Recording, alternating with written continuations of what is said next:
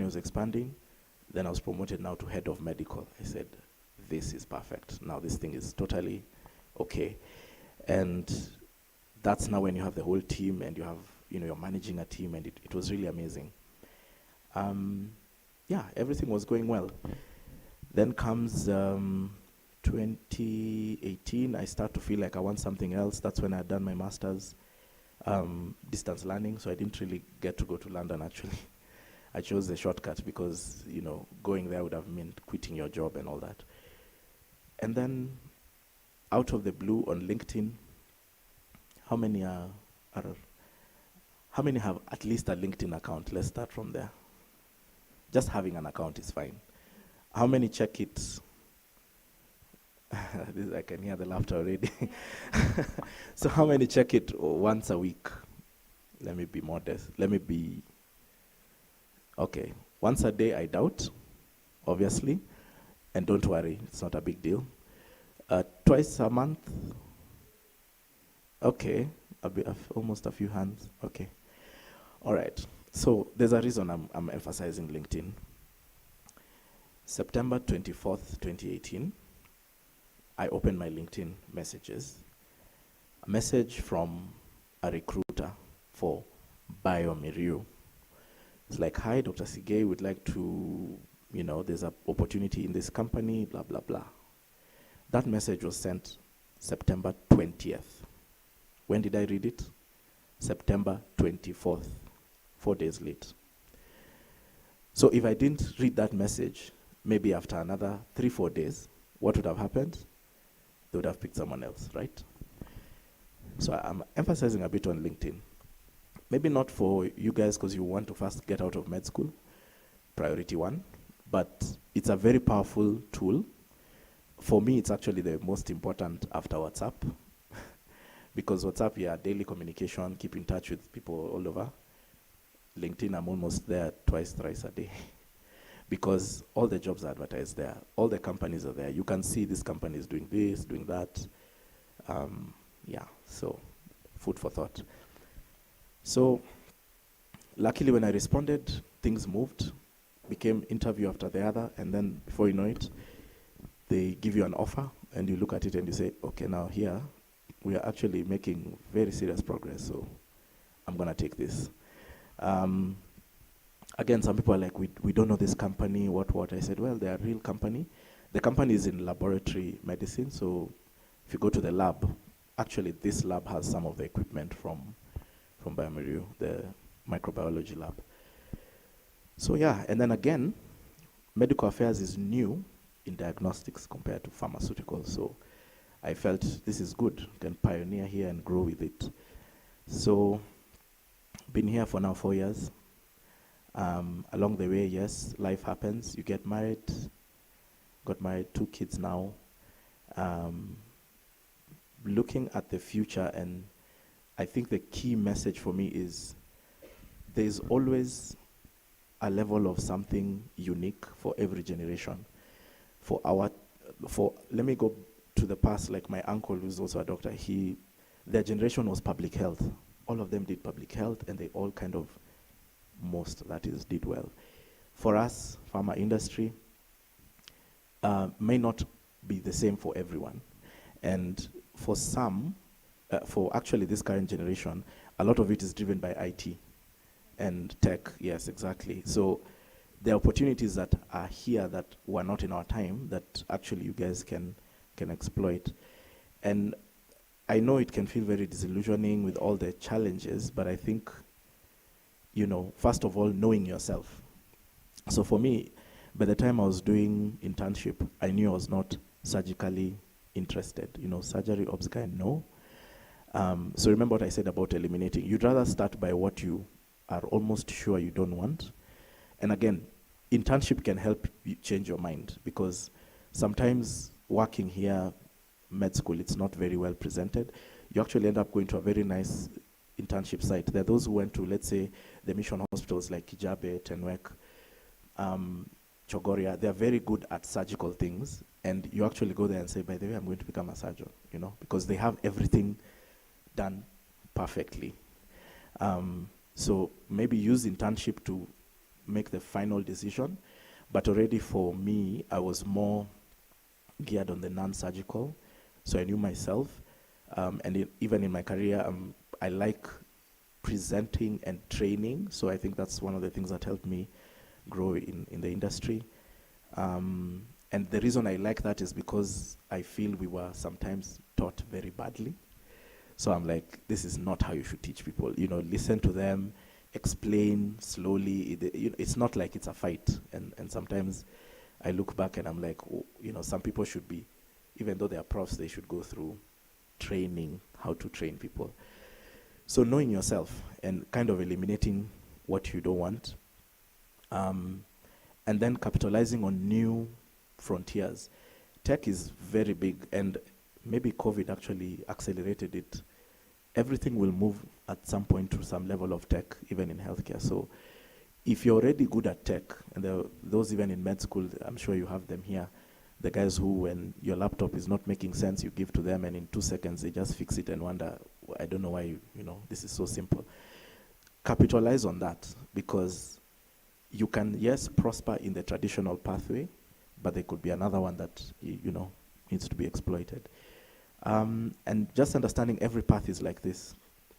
My first few months in pharma industry, when I'd be in the field there and meet my colleagues who are now doing MEd, they'll be like, you're just walking around with an iPad looking all important, but this job doesn't sound very real. Sort of, you're the med rep. I was called a med rep for a while, which is fine. And by the way, there are also doctors who become med reps, which is nothing wrong. I think we need to be also very, yeah, you can actually, I know there's a lady who joined Philips Pharmaceutical, I think in marketing or something, and now she was hired by another bigger pharma company because she already had that experience. So I think as medics, we should be open. If some of you are lucky, your parents, your family members have shops, work in that shop.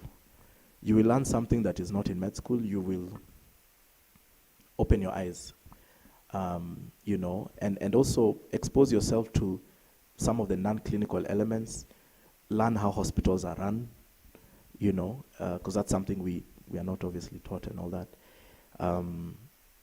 Learn something else. You know, I think one of the greatest inspirations is Gideon Jigitai, because at some point he worked for Nation Media Group, you know, and that's back then. Imagine a doctor moving first away from healthcare to a media house. And now he's the global CEO of AMREF. So that tells you how well, you know, the things can go. Yeah, I don't know how much time I have, but I want to imagine that was the answer to the first question. Very long one. Thank you.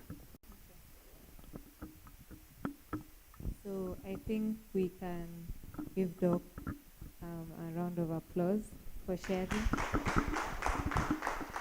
So I'll just start with, I have some of the questions from the form, but even before we get into that, just would you be able to share on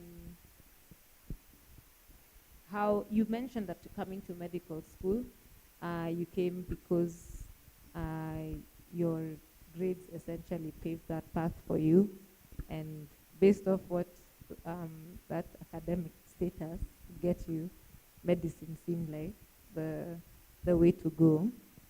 Maybe we just like, first of all, Doc is a Nairobian, for anyone who was wondering where he's from. I was very pleasantly surprised to find out about that, because all of these stories start from, like, regardless of where a story starts from, there's so much that we can learn and that we can deconstruct. Maybe just on the personal aspect, even just would like to know, pre-med school, let alone what got you to medical school, what kind of drives you from the time that you are young in what you're doing now? Yeah. Yeah, so in terms of drive, I think, and yeah, till to date, I'm very driven on some, for me, first of all, academic excellence, that was there, but more of excellence in execution of any task. Are you a firstborn? Yes, I am. Okay, wow. That explains. Yeah, so a bit of perfectionism for sure, which I have learned to manage. Because again, in life, you realize, as you know, you cannot be a perfectionist everywhere. Nothing will move. You'll just be stuck and you'll be frustrated and all that. Um, and I love, um, I don't like mediocrity and, you know, the way people come late for something and then they have a long story about it, even if it's not true, you know. I really want things done in a certain way. So it's been a key driver. I think if I look at the projects I've been successful at work, that has contributed. But also, over time, becoming someone who relates with everyone. Because my job currently, in as much as you said Anglophone Africa, there's a time I'll go for a CME in, like last week we were in Nkubu. I don't know anyone from Meru County here. Yeah, you know where that is. Yes, I was there last week to do a CME with my colleagues. So 1 minute we are there, yeah, the next minute maybe we're in France. So there's that spectrum, and that's what life is about. You know, you must try to learn to interact across the spectrum and not be too elitist. Yeah, so in terms of drives, I would say those are the key ones. But also overall, really trying to bring change in healthcare. I know that might sound cliche, but I want to give some examples. We have many challenges in healthcare, and we go to a place like Nkubu, and you can imagine, wow. But that hospital there, I think for me, what I like to do is to break down. I'm like, this is what we're trying to achieve in the lab. So can we start with this? Let's say this is the target for the next quarter. And people begin to see this, it's actually realistic. The problem is we need to do that 1,000,000 times across the whole healthcare system before we change. So being measured in how you push people and say, okay, let's try and achieve part 1, part 2, part 3. And it has worked in some places. At Novartis, we were able to sign an MOU with the Ministry of Health. It was one of the projects that I was leading, and it was amazing. It was signed. There was even something in the media, I think. It was all over. But for it to be executed, it took another 2 years because you signed with the Ministry of Health. So things will not happen tomorrow morning. Is there something specific we can Google with some countries? I'll check whether it's still online. I'll check because it was posted. I'll have to check whether the correct link. Then I can even share with you. Yeah. We don't tend to know the stories behind some of these things Yeah. we see as headlines. So Yeah. it would be, we'd like to see the back end as you're showing Yes. us now. Yes. The front end. Yeah. No, I'll definitely look for it. Because it was Novartis at that time signed 2 MOUs, one for oncology, which I was in the team dealing with, and then there was another one for hypertension, diabetes. So there was actually I think a media piece. I'll just have to check. Okay. Yeah. And we look forward to that. Yes. Yeah, I think it's very wholesome seeing things that you even celebrate Yes. in terms of where you come from and what you even come to. Yeah. And even as you just share on your central drives and how no mediocrity, you've called out my very late self at times, and even just this desire for change. That those are your core drives. Yeah. Now, would just like to know if you could share maybe some experiences, because there's a lot of experiences that we experience as we grow up, as we come to med school, that we might even take for granted. But maybe one day you'll be able to look at it and be like, oh, wow, this is what has brought me to this point. Yeah. What would you say in those pre-professional years, or even during the professional years that you've had so far, have helped you, like just some experiences? Yeah. No, I think before I answer that, actually I want to add something. You know, like when I talk of mediocrity, okay, it's not like you're being so tough on people. It is okay to make mistakes and to be late. I think what I was trying to put, and you know very well, there are people who make it such a habit, because I have been late for meetings. But when I call, people are like, it must be, something very serious, It's that thing, and it's linked to what you just asked. So consistency. That has been a key driver for me. I should have mentioned that, because I saw the path to research. I pushed for an opportunity through Prof. Ndwati, who I thought was the best place to start.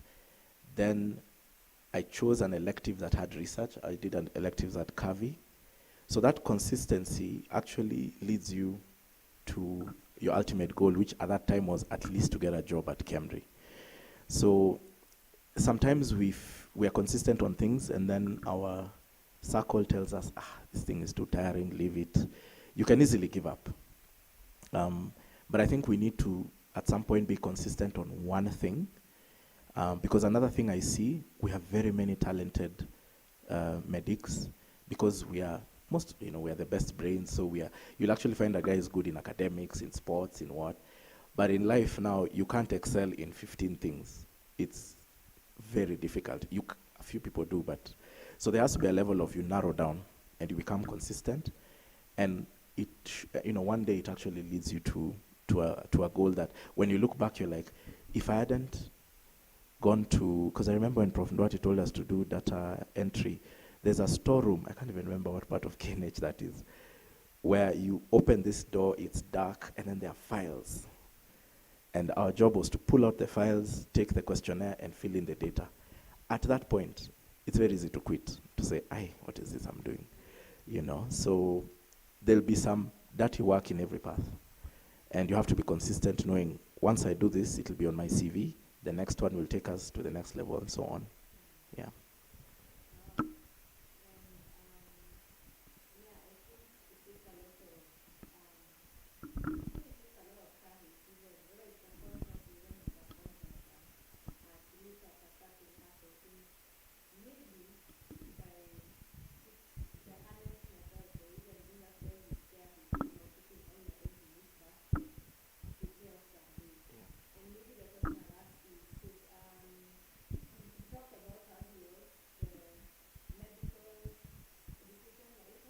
Medical science lab, is what it's called, yeah. MSL, yeah.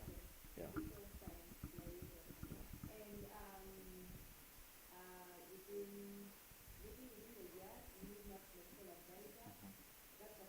Yeah, 1.5 years, yeah.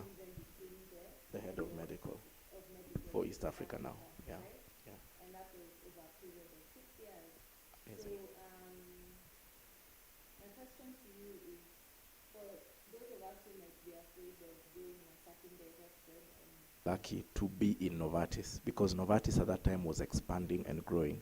So one department that had one medical person within 2 years needed 3. And automatically, the one thing they did well was to promote from within. So maybe I was a bit lucky. Another pharma company, you can stay in one position for much longer. So there's always uncertainty that, especially when I became head of medical, because that change was very sudden. The head of medical was poached by Roche. So that's how corporate is. This guy is the head of something in Corp Bank, and then they're poached. So there's this vacancy, and it was basically 2 of us medical advisors who qualified. So internal interview. That day, I moved from man people across Kenya, Ethiopia, and Sudan in an instant. So that was like, okay. And now you're managing a person who manages someone else. Like that transition was quite fast. And I remember, you don't go to leadership academy and all that. You just become the boss. A bit like Olengurone, I was given the hospital, essentially, and told, run the hospital. So there had to be a lot of quick thinking, a lot of being calm and focusing on what really matters, not becoming bossy. I consider myself one of the least bossy bosses, if I can use that. I don't like that, because at the end of the day, and actually most of them are doctors, I think there are only 2 pharmacists, it's not so much I am the boss, you listen, it's you listen, which is something I try to work on a lot.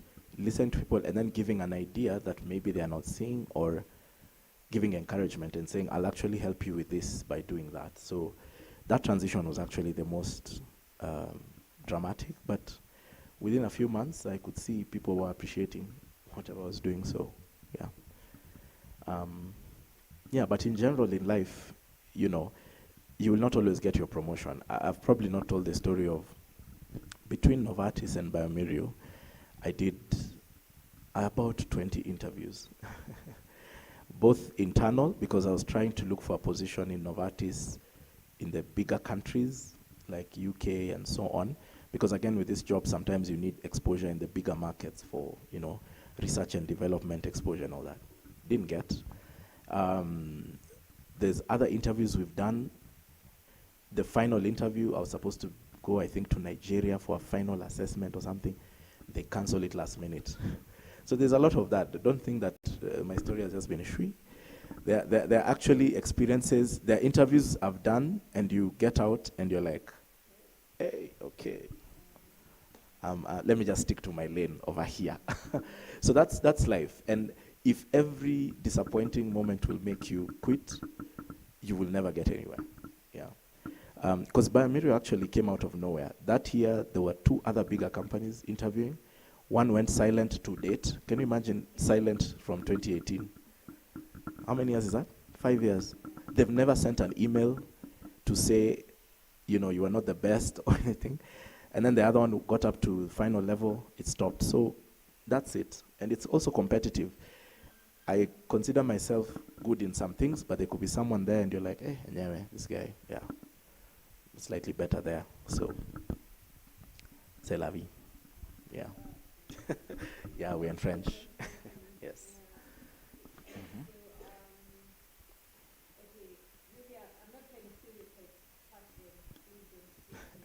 Yes. Mm-hmm.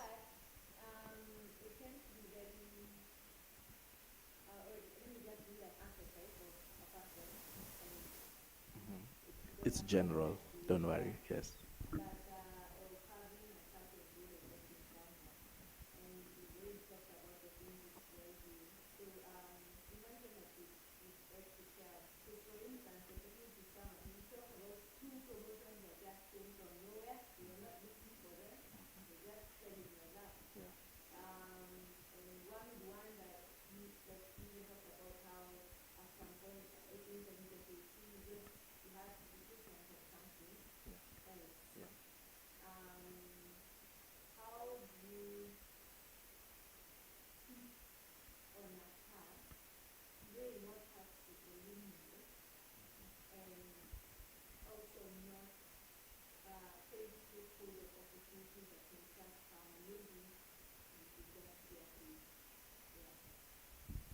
Yeah, well, that is not easy, because um, although now it's pharma and diagnostic industry. So for most of you, your experience will be the med reps, you know, the people you interact with. But this industry is it has a very big problem in how they approach Africa. Let me just put it that way. So we can take an example of GSK. So they want to expand in Africa, so they hire somebody in SA, then Nairobi, Lagos, like that. And then after 2-3 years, they actually scale down. They fire people, they shut down. That happens a lot. You may not be aware of this because what you see on this side is you just see a rep. You don't know whether they were hired today or yesterday or, you know. So now that I'm in it for like 10 years now, I can see that. In fact, when I joined Novartis, some people said, Novartis, they're just expanding too fast. We don't know where they're going. There was real fear that, okay, maybe this is actually going too fast. I think one trick that has worked for me, and this specifically works with corporate environment, is every 2 years you evaluate. You're like, okay, where am I? Where are we going? If you start to hear some funny rumors in the company, you start saying, okay, now I need something else. It could be this company, it could be. So measuring risk, which, trust me, none of us is perfect at. I'll also give another example. So in 2015, I had just been promoted to medical advisor. I check my gene, which I check more frequently. Some company, it was calling itself Serena's something. They reached out. We want to offer you medical something. So just Googling them, I was just, something was not right. Because this is a company that is in the US, very small company, no presence in Europe or anywhere, Africa. So I could tell these ones are really just trying. And it's funny because another colleague of mine took that job. After 3 years, the company actually shut down. So there are people, even in my own classmates, who companies shut down within, they're jobless for 4 or 5 months, then luckily something comes up or they are still looking. So the reality also of this corporate is it's so risky in its own way. Sometimes I even tell people, clinical with all its challenges, you see clinical, if you become a specialist, nobody's really taking that away from you. So it's up to you to decide, are you going to be employed or are you going to run your own thing? But you'll never be jobless, in the sense that you can literally open a clinic and, if you're a specialist, yeah. Of course, it's harder, obviously, for MOs, and that's the challenge we have right now. But then, so this path has its advantage, but it also has that risk level. So I don't know if I fully answered your question, but knowing how to eliminate paths, I'll not lie, that one is not like we have an answer. But the more you know yourself, you see, again, as medics, sometimes, just to be blunt, we are not also honest with ourselves. So if we are here and number one, encourage that person. There are people who are good at a subject. I remember, if I go back to med school, the guys who are so good at things and they're not putting a lot of effort. That thing of knowing when you're good at something with least effort, it's almost a gift stroke genius level. Yeah, because the guy is in class, we leave class at the same time, we go and do our fun activities, the exam comes, 89, you 53. So you're wondering, how did this happen?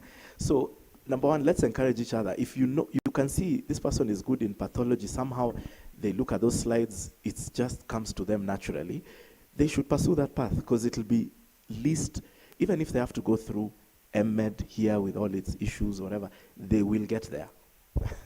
So knowing yourself, like I knew, because I think I sat through a couple of surgeries here in med school, and I said, hey, this surgery is not for me. I remember you're there, you can see all the excitement. It was actually a good surgeon, which is not easy to find. No offense to the surgeons, but yeah. Like, I could see this is not bad, but this is definitely not me. I think the more you interrogate yourself and say, in all this medicine, first of all, what do I like? You might actually like something that everyone is surprised, like psychiatry. Let me just use that as an example. No offense to psychiatry, but a lot of the times people are like, psychiatry. But if you're good at it, and right now we are dealing with a lot of mental health issues, you can actually flourish, So it's the knowing yourself. And it sometimes takes time. You might not, and that's why I was very careful to say, don't make rash decisions before you finish internship, because some of those rotations you need to actually work in the hospital and actually tick the box or completely remove it, cross out and say, okay, yeah. A good example also for me, I never because of how it was done in internship. KEMRI Kilifi is a pediatric center of excellence. And I remember working there for 3 months and saying, I'm manifanya to peds. Because I was like, if peds is done like this is the peds you want, It's a center of excellence, they have research and all. So take time to interrogate yourself and say, okay, for sure surgery is out that and I'm just perfect at these things, Because all of us have a talent that unfortunately sometimes school hides. And then I'll give you many examples now that it's flowing. We have a classmate, she's such a good writer. So she's a gynecologist. She started blogging, and it's called Medroom Eyes. You get it, like bedroom, but now Medroom Eyes. I don't know if anyone has seen that blog. She wrote one, posted in our class group. I actually chatted her on the side. I said, Doc, you need to work for the media. Because have you ever read a story and you're like, my goodness, this is excellent. She's good in gynecology, but maybe she's not realizing she's good in combining gynecology and writing, which can be a new career path. You see, we must find new career paths. Everything cannot be, remember what I was telling you? It used to be med, surg, peds, obs, end of story. Everything else, including ophthalmology and nini, is useless. That's how it was during our time. There's somebody who's good at pathology and they're good at IT. They can do telemedicine through, telepathology. You know what I mean? And these are parts nobody's doing. Okay, I'm not aware of any. So let's not be constricted with obs, yes. Look at yourself, you have a talent, you like this segment of medicine, run with it. Even if it's inventing a new path, because at the end of the day, in fact, it's so nice that these days we have subspecialties. We have a lot of subspecialties coming on board. People are subspecializing and doing other interesting things, digital media. People are, social media. You guys are the TikTok generation, if I'm allowed to.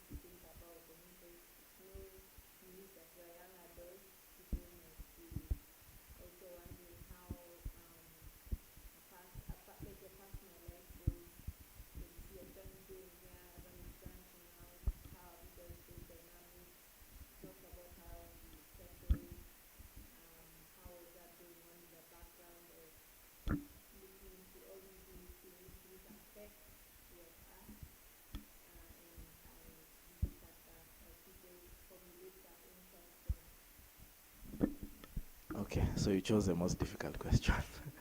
Balance. Sorry to burst you. No, on a serious note, it is never easy to balance work, life. It used to be called work-life balance. I learned the other day